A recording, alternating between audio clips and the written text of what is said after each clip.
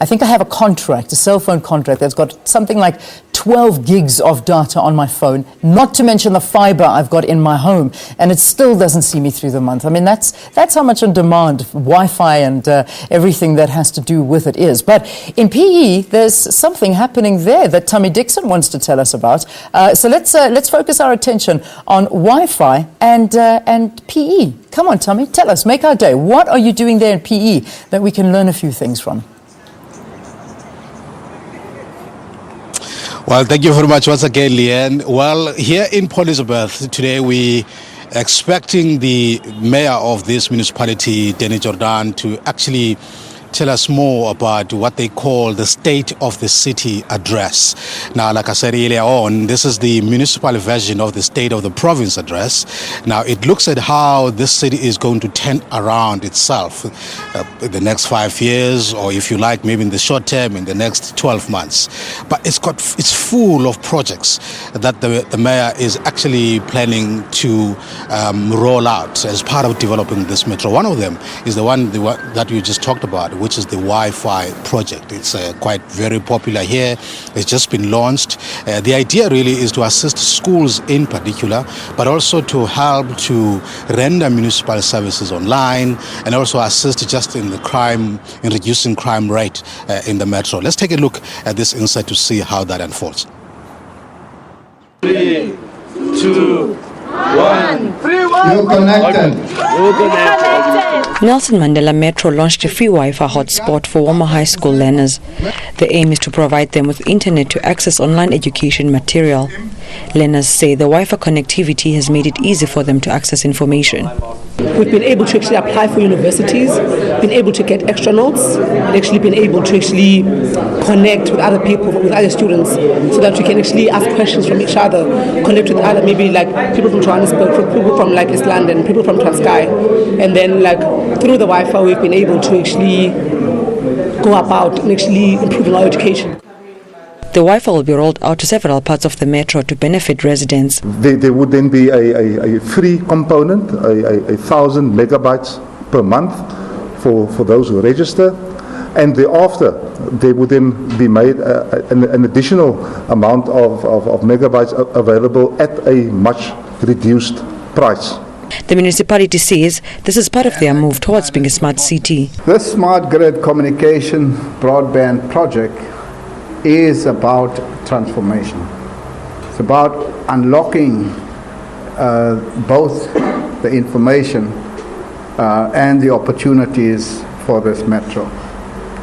So in a sense, this is a game changer, not just for the school, not just for Woma, but for the metro. This service has also resulted in the connection of CCTV cameras in several parts of the metro. About 17 high-mast poles are running, connecting about 13,000 citizens. Several townships are also monitored to reduce crime rate in the metro. Olutu Matsipane, SABC News in Port Elizabeth.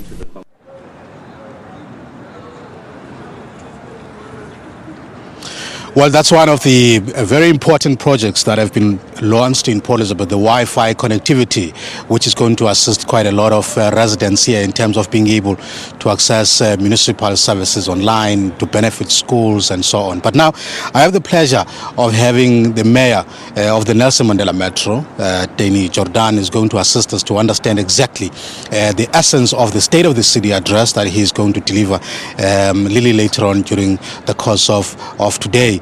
Mayor, thank you very much for joining us this morning. Just briefly tell us, before we get into what you're going to talk about in the State of the City address, you are just completing a year in office, which obviously you had to hit the ground running when you came in here because of the many challenges that you had to face. Can you paint us a picture, the kind of municipality that you found when you got here, just briefly?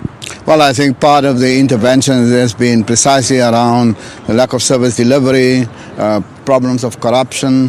The city was drifting towards serious deficits, and generally it was a mood of despondent and hopelessness.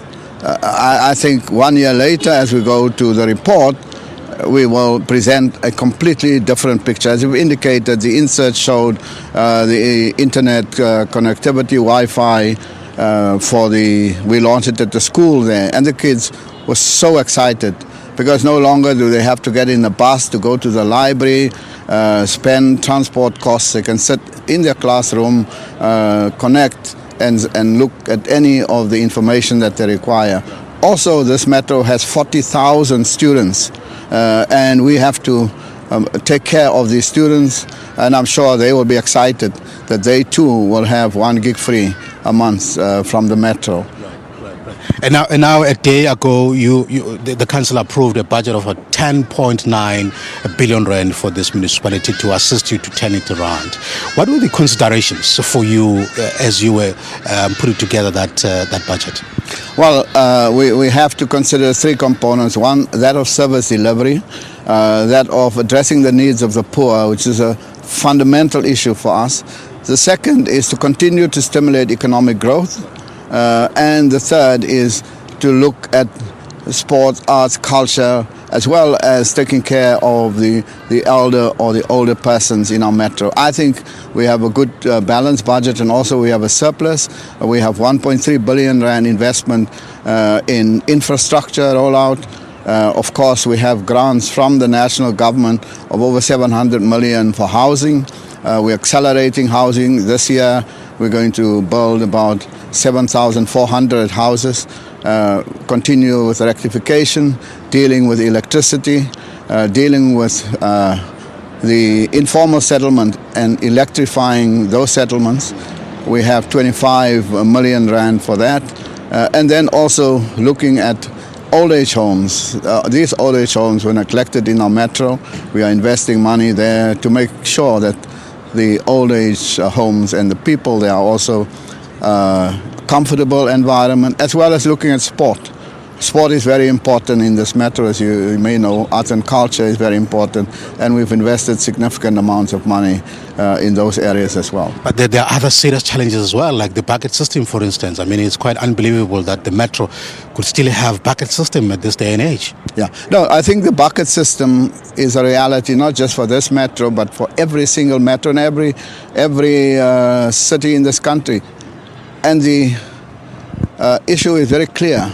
You have accelerated migration into the city. Invariably, people go into informal settlements, they set up their shack, and they move into areas unserviced. You never know where they move to, but by and large, they move onto farmlands, vacant spaces in the metro.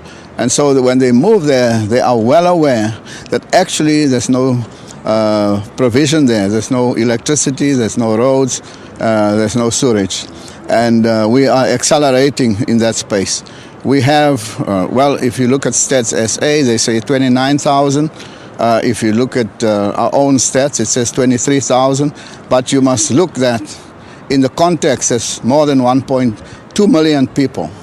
It's about 9.5% of our people that you're talking about. And we are accelerating. We've made provision for the eradication of buckets in our metro, but we also know there will be this issue again because people move into the city on a consistent basis. Okay. Mayor, thank you very much for your time. We'll continue talking about these issues, but thank you very much for being here with us.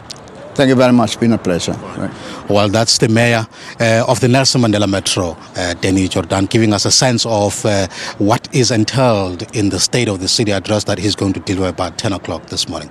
For now, let's go to a commercial break. We'll be back with you just after that.